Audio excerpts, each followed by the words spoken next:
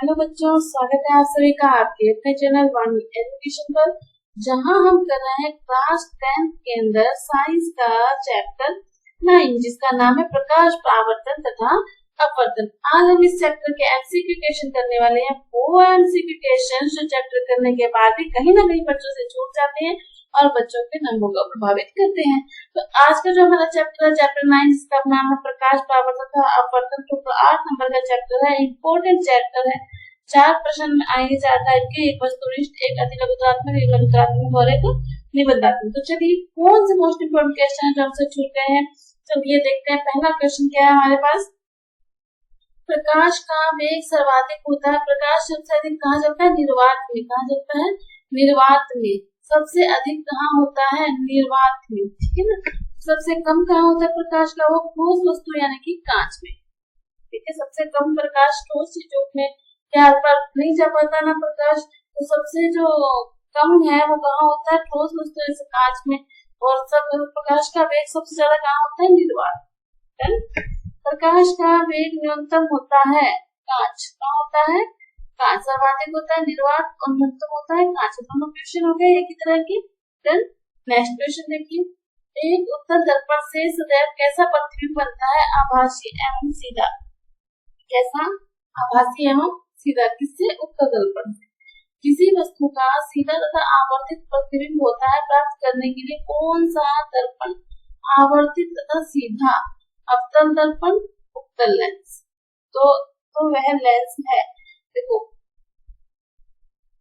वस्तु का सीधा प्राप्त करने के लिए अवतल दर्पण, आवर्तित प्रतिबिंब प्राप्त करने के लिए प्रयुक्त दर्पण तथा लेंस है। दर्पण तो होता है अवतल दर्पण, लेंस होता है उत्तल लेंस।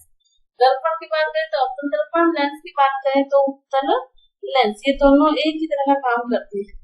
नेक्स्ट क्वेश्चन देखिए, गोलीय दर्पण का सूत्र होता है 1/v plus 1/u is equal to 1/f। क्या होता है? 1/v plus 1/u is equal to 1/f। क्या है? गोलीय दर्पण का सूत्र। निर्वात में प्रकाश की चाल क्या होती है? 3 × 10⁸ मीटर प्रति सेकंड। ms का मतलब मीटर प्रति सेकंड। 3 × 10⁸ मीटर प्रति सेकंड प्रकाश की चाल होती है। गोलीय दर्पण की वक्रता त्रिज्या r और फोकस दूरी के मध्य संबंध लिखिए। f is equal to r/2। f is equal to r/2। कौन सा ऑप्शन सही है इसमें? Option number 2। नेक्स्ट क्वेश्चन देखते हैं। नेक्स्ट क्वेश्चन, लेकिन उससे पहले क्लास को लाइक कर दीजिए, शेयर कर दीजिए, बेल आइकन प्रेस कर दीजिए ताकि आने वाली क्लास का नोटिफिकेशन आपको मिलता रहे। नेक्स्ट देखते हैं, अवतल लेंस के सामने रखी वस्तु का प्रतिबिंब सदा बनेगा। अवतल लेंस से हमेशा कैसा बनता है? आभासी एवं सीधा। उत्तल दर्पण, अवतल लेंस, उत्तल दर्पण, अवतल लेंस एक जैसा काम करते हैं। निम्न में से कौन सा पदार्थ लेंस बनाने के लिए प्रयुक्त नहीं किया जा सकता? मिट्टी। किससे नहीं बनता लेंस? मिट्टी, ठीक है। मिट्टी की आवश्यकता नहीं है लेंस बनाने के लिए। ऐसी कौन सी घटना पानी में रखी पेंसिल मुड़ी दिखाई देती है? हमने अपवर्तन की घटना के अंदर पढ़ा था कि पेंसिल मुड़ी हुई दिखाई देती है। कौन सी घटना है? अपवर्तन की घटना। किसी शब्दकोश में पाए गए छोटे अक्षरों को पढ़ते समय आप निम्न में से कौन सा लेंस पसंद करेंगे जिसकी फोकस दूरी क्या हो? फोकस दूरी 50 सेंटीमीटर का एक उत्तल लेंस। फोकस दूरी कितनी? 50 सेंटीमीटर का एक उत्तल लेंस, ठीक है। किसी दर्पण से आप चाहे कितनी दूरी पर खड़े हो तो आपका प्रतिबिंब सदैव सीधा प्रतीत होता है। संभवतः दर्पण कैसा होगा? या तो समतल होगा या फिर उत्तल होगा। जिसमें सीधा बनना चाहिए प्रतिबिंब, या तो उत्तल दर्पण में बनता है या फिर समतल दर्पण में बनेगा। परावर्तन के नियम लागू होते हैं समतल दर्पण के लिए, उत्तल दर्पण के लिए, अवतल दर्पण के लिए, तीनों के लिए, सबके लिए परावर्तन के नियम उत्तल, अवतल और समतल। प्रकाश के परावर्तन की घटना आपतन कोण तथा परावर्तन कोण r के मध्य संबंध है। I is equal to r। आपतन कोण और परावर्तन कोण हमेशा बराबर होते हैं। वो कौन सी घटना है? I is equal to r। Lens के लिए वह बिंदु है जिस पर आपतित किरण बिना मुड़े सीधे निकल जाती है, उस बिंदु को प्रकाश केंद्र कहते हैं। लेंस का वह बिंदु, लेंस पर वह बिंदु जहां से कोई किरण बिना मुड़े सीधे निकल जाती है उसे क्या कहते हैं? प्रकाश केंद्र कहते हैं। डायोप्टर किसका मात्रक होता है? लेंस शक्ति का। डायोप्टर किसका मात्रक है? लेंस शक्ति का। याद रखिए डायोप्टर किसका मात्रक है? लेंस शक्ति का। प्रकाश के अपवर्तन की क्रिया में कौन सी भौतिक राशि अपरिवर्तित रहती है, नहीं बदलती है? आवर्ती। कौन सी भौतिक राशि नहीं बदलती है? आवर्ती कभी भी नहीं बदलती प्रकाश के अपवर्तन की घटना में।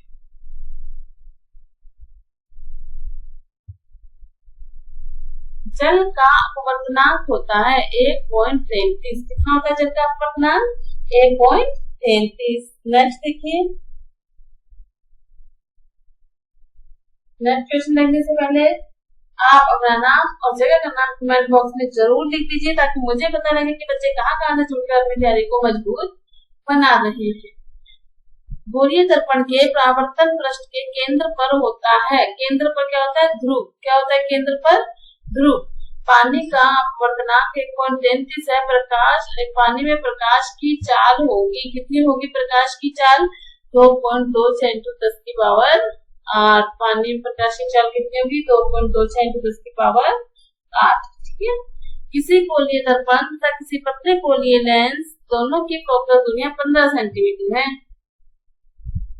दर्पण और लेंस होंगे, गोलीय दर्पण दूरी जो फोकस दूरी 15 सेंटीमीटर है, दोनों अवतल। तो दर्पण और लेंस कैसे होंगे? अवतल दर्पण होगा और अवतल ही लेंस होगा। कौन सा ऑप्शन है? Option number A.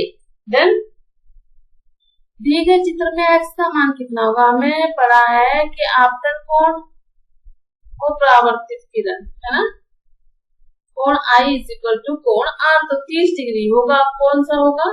30 डिग्री होगा। सर्वाधिक अपवर्तनांक किसका होता है?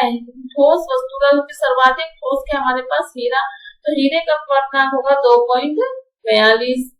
वाहनों के अग्रदीप हेडलाइट में किस दर्पण का उपयोग होता है? अवतल दर्पण। वाहन के आगे जो हेडलाइट लगी होती है, कौन सा दर्पण होता है?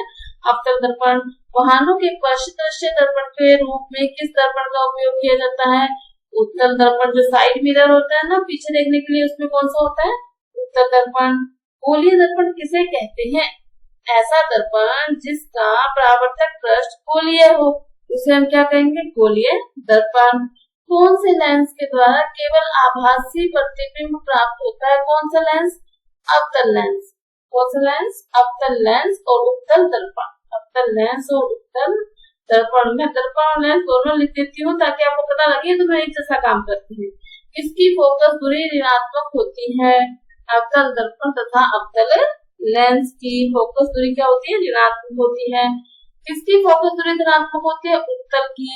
उत्तल दर्पण और उत्तल लेंस की फोकस दूरी धनात्मक होती है। ये क्वेश्चन मोस्ट इम्पोर्टेंट क्वेश्चन है, दोनों के दोनों बहुत ही अच्छे क्वेश्चन हैं।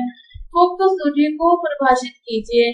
किसी लेंस के मुख्य फोकस तथा प्रकाशीय केंद्र के बीच की दूरी को फोकस दूरी कहते हैं। किसी भी लेंस के मुख्य फोकस तथा प्रकाशीय केंद्र के बीच की दूरी को हम क्या कहते हैं?